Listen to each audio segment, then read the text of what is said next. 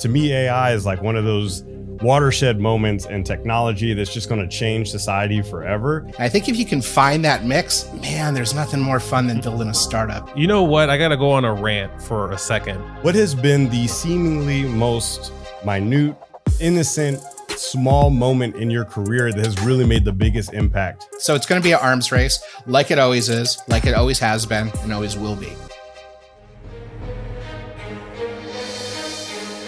Who says tech can't be human?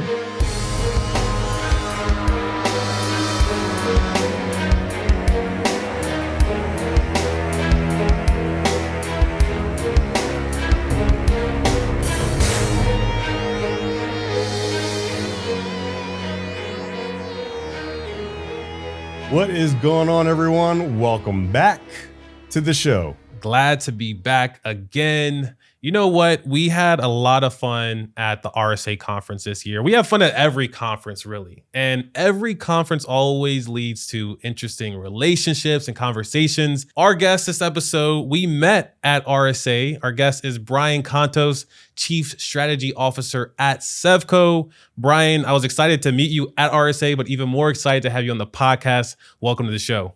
Absolutely. Thanks so much, Chris and Ron, for having me. I'm excited to be here. And it was great, great seeing everybody at RSA this year. I think it was probably the best RSA in like maybe 3 or 4 years. So looks like it's starting to make its way back. Oh yeah. Hands down, one of the best RSA ever. We got to talk a little bit about your background, because it just seems like if you were to just look at your LinkedIn, it's kind of like a movie. You just keep going into success after success after success. But let's take it back a moment. What is it about you, your upbringing, your personality, maybe it's the way your brain works, that seems like it just lines up perfectly with these acquisitions, these IPOs? What is it about you? Is it just you're good at choosing companies to work for, or is it something else? It's a movie. It's maybe a bit of a horror movie. There's definitely been some, building a lot of startups is a vicious beast. I don't know. There's something about it. So I started my career with DISA, Defense Information Systems Agency, large government agency. Then I went to Bell Labs, arguably equally large. I moved to Brazil for a few years with that. But when I came back to the United States, I started my first startup, which was Riptech, with Amit Yaron and Grant Geyer and Tim Belcher and all these great people. They had built it up and they said, "Hey, we're going to build up this MSSP. Do you want to join?" Back then I was like, well, what the heck's an MSSP? Nobody knew what that was back then. And I just think it kind of sounds silly, but if you're comfortable being uncomfortable, and there's no other team that's going to save you at a startup. There's no special working group that's trying to figure things out to make it happen. If you don't show up for work that day, things just don't happen. And I really like that. When I was at Bell Labs, there was people that, for the life of me, I couldn't figure out what they did for a living besides forward other people's emails.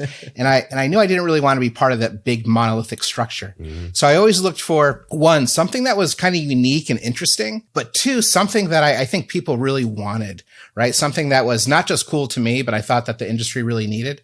And that very basic formula, I mean, this is first grade mathematics, has brought me into some fortunate things. I've had 2 IPOs. I've had 8 acquisitions, and it's been a great, wild ride this last 25 years. I saw a video on LinkedIn that you posted that someone came up to the team at Sevco and said, "Hey, you have Brian Contos working for your company?" Instant success. You guys are good to go. Brian has got your back. And it might, prove to be correct with your track record, the 2 IPOs, 8 acquisitions.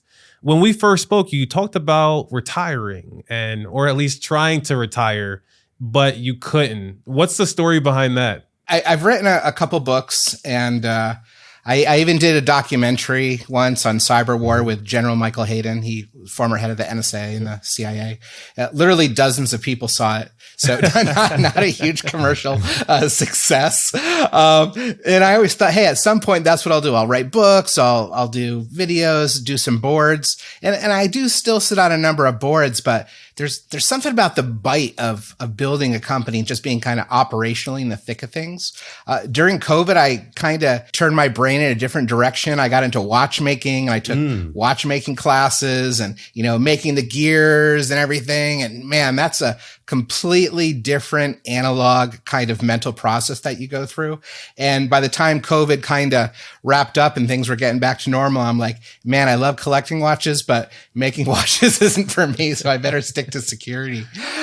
So that's, it's been fun. Yeah. Am I a lucky rabbit's foot? I don't know. I think I'm really good at sort of determining what the market wants. If the market wants it right now, or if it's something that's going to be in 10 years from now.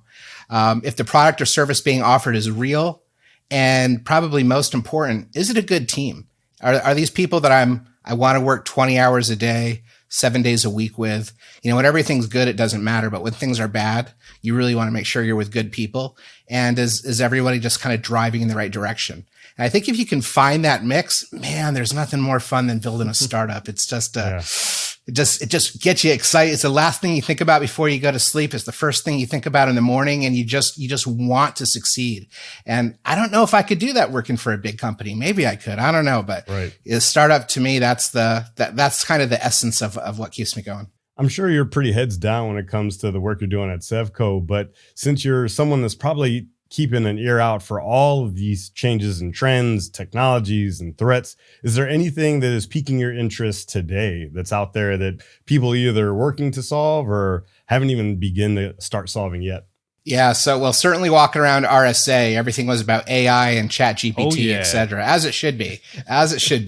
And I think we're going to see two sides of that, right? I think we're going to see nefarious actors using that, of course. And I think we're going to see defenders opposite, trying to use that to mitigate the threat. So it's going to be an arms race, like it always is, like it always has been, and always will be. So I am excited about that. And really, as it relates to, big data problems. So whether you're looking at events in a SIM, or you're looking at asset intelligence, or you're doing threat analysis, or doing threat intelligence, you're dealing with a massive amount of data. Mm-hmm. So if you can have artificial intelligence to help augment human intuition, I think that's pretty cool. I think, if I was to look around the corner, that's probably going to be the next big thing. And I don't think I'm the only one that thinks that. You know what? I got to go on a rant for a second, because at RSA, I was a little underwhelmed with how much the AI buzzword was thrown out. I think, the previous year, we overutilized it, but this year, it's the right time. And anyone that's not doing something with GPT or large language models, I think is missing out, at least from you got to explore it at a minimum. I think one of the things that isn't complete with cyber today, now with the introduction of large language models into the mainstream, is the cybersecurity practitioner using them. What is missing, or what is not right about the cybersecurity industry today? A lot of what we're doing is based on what we did and what we've done for the last 20 years. And it worked okay then. What we've done in the past, it wasn't really gangbusters. There's always been holes. There's always been issues. Those issues might not be technology focused, but maybe they're too human resource heavy. They're too process intensive. There's no integration. I remember the early days of building ArcSight in the early days of SIM, just trying to build agents and connectors to all these disparate products for Syslog and Syslog Next Generation, SNMP and Checkpoint OPSEC and all these things so we could get this log data, analyze it, and process it. It was a really powerful tool. It was a great SIM. I still think it was probably one of the greatest SIMs in history. But man, it was a heavy lift. You had to have a team of people working on it, and that really knew what they were doing. What I think we're getting to the point is organizations are expecting, in fact, maybe even demanding, that a lot of these tools are simpler to get value from, right? They're easier to install, they're easier to use, easier to learn.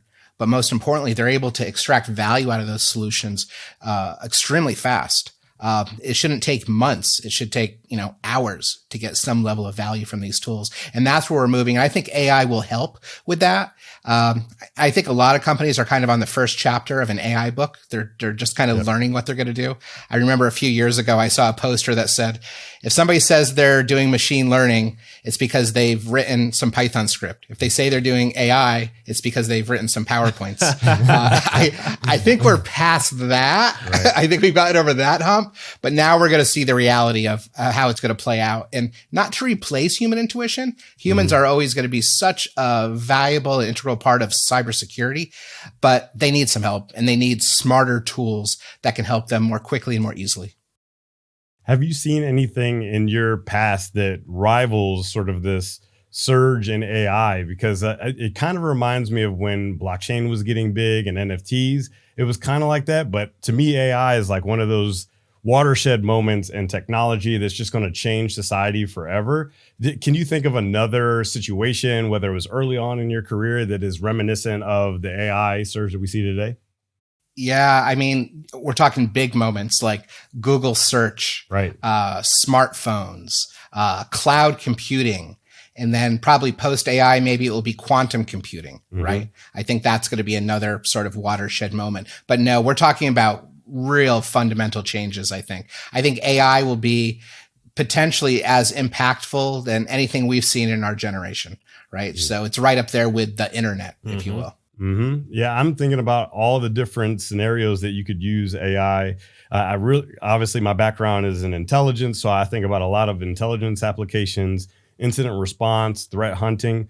What are you most excited about seeing AI solve in cybersecurity in the near future, say 6 months to a year? What do you think we can get in that amount of time? Well, you know, I'll play off what you said. So you said threat hunting. I really like this notion that's being floated around lately that's called vulnerability hunting, which is different than threat hunting and different than a vulnerability assessment. So I'll give a little background because it's kind of, you know, newish terminology. So in threat hunting, right, it's extremely useful tool, but we're assuming we know something nefarious has happened, or we're under the suspicion that something's probably happened. So we're looking for signs of compromise, right? Someone's been in our network, something's been on our systems, and it's causing an issue. And we're looking for those breadcrumbs. Absolutely important. Doesn't get replaced by vulnerability hunting. Then you've got vulnerability scanners and vulnerability assessment. I've got this open port. I've got this vulnerability. I'm running Apache. It's this version, you know, all great stuff, kind of meat and potato stuff. Now, vulnerability hunting is a little bit different. Now, vulnerability hunting is this whole notion of, all right, I've got all these other things that we're doing with threat hunting and all these things we're doing with vulnerability assessments. Great. But I want to be able to identify it from an asset perspective, kind of what SIM did for events. Asset intelligence can use vulnerability hunting for assets. And that's to say things like, I know about all my asset types, on-prem, remote, in the cloud. I know where they are. I know what OSs they're running. I know what applications. I know what users are interacting with them. Vulnerability is the whole thing. But I can go even further. I can say, oh, you've got CrowdStrike and you're on the latest version. And I see that you're communicating with the management console. Everything looks great. Okay, Automox for patch management. You know what? It's installed. So I know the presence of it, but the state is telling me that it's about 3 iterations too old and it hasn't communicated with the management console in over 6 months. Probably an issue. And maybe I'm supposed to run, I don't know, Lumio for segmentation. And that's just completely missing. So now I can build up these profiles, these vulnerability hunting profiles to say, look, of your 50,000 systems, these 500 don't meet your profile minimum requirements. You can go ahead and address them. Right. So what that means is vulnerability hunting is proactive, juxtaposed to threat hunting, which by nature is a reactive approach. And again, one doesn't replace the other. But I think that's really cool. And going back to what we were talking about AI, you've got this massive amount of asset intelligence now, right? From all these different API feeds. So instead of just saying, I know about this thing because I looked at Microsoft Active Directory, or what I get from Wiz, or what I get from, Cylance or something like that. I'm correlating that. I'm normalizing it. I'm deduplicating it. I'm correlating it just like we do with SIM, ingesting all this information. What a great place to add AI. Yeah. So now I have proactive vulnerability hunting augmented with artificial intelligence to say, hey, by the way, I'm going to help you look for these little anomalies in here. And as we find things and discover, I'm going to learn what is nefarious and what's not. And that's going to be a really, really cool flip when we can actually reach that to solve those big data problems. You just created a whole new job market. I think that is probably what the world is missing, is people hunting these vulnerabilities. It's crazy to think that a lot of the times we have threat hunters and a lot of, defenders in our environment without understanding what we truly have and what the language of those components or assets really are. And when I was working in the attack surface management space, there was two problems that I saw over and over again. On one hand, it was the analysis, like you're describing, like looking at all those vulnerabilities and making sense out of all the data. But on the other hand, it was integration, having enough data sources in one single place to where you could pull all that information in one place or fewer places. What do you see to be the bigger challenge? Assessment of the data or integration of the data? Yeah, so I'll start with integration first to talk about that. All the companies I've worked for in the past, integration was the biggest headache. We had, in the SIM space, we had hundreds of people dedicated to integrations. It was such a pain. But now APIs are pretty common. We're finding API integration with most solutions. So instead of saying, I need to connect to every endpoint and every IoT device and every this and every that, I'm just connecting to the management consoles for those devices. So I want to have an API connection into Microsoft Active Directory, an API connection into CrowdStrike's management console, into Automox, so on, so on, and so on. And you might have dozens, potentially even hundreds of sources, although hundreds would be rare. But you pull that in via an API. That's so fast. That's so easy. Usually the biggest problem with that is, Steve, the guy that manages that machine and has the API information, he's on holiday for a week. That's usually the biggest issue. Or, we have to set up the firewall to open up this port so it can make a call over HTTPS, whatever, things like that. But once you get in there, you get the data. Now, once you make that connection from an integration perspective, everybody's different. Product A parses it and produces data this way. Product B does it this way. So you get a lot of duplication. Oh, you got 50,000 assets. Nah, I really only have 20,000, but you just keep on duplicating it with the data. So you normalize it, you deduplicate it, you can correlate it. That stuff can happen really fast. In a good asset intelligence platform, like the way we do it, it's all cloud-based. It's a cloud-native solution. So you take advantage of all that elastic computing capability and things like that. It's purpose-built for that. So integration, simple, easy peasy. On the other side of it, on the analysis side, I think one of the things that we see is when you give people a really powerful tool, it's very descriptive. Look at all the cool features and functions that you have. Go hog wild and do what you like. I think people need a little bit more prescriptive information. Okay. Do you want to address PCI? These are the 10 things that you can do for that. Do you want to do license management? You want to look where you're over licensed or under licensed. This is how you do that. Do you want to check to make sure that all your devices are abiding by your gold standard images and they're running these 3 types of security controls? This is how you do that. So sometimes just giving an organization a tool is great, especially for really advanced customers with big security teams. For the rest of the world, which is most of the world, you just need really prescriptive analytics to help people through.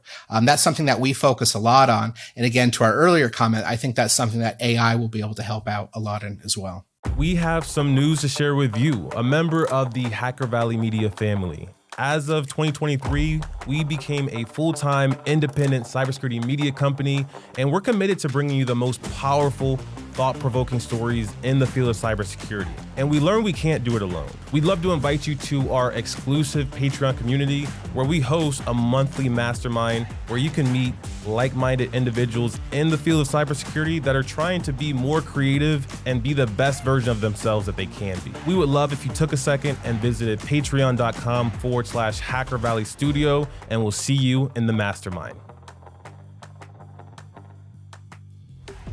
We haven't had anyone with your track record on our show ever. I mean, really just look at all the acquisitions and the IPOs.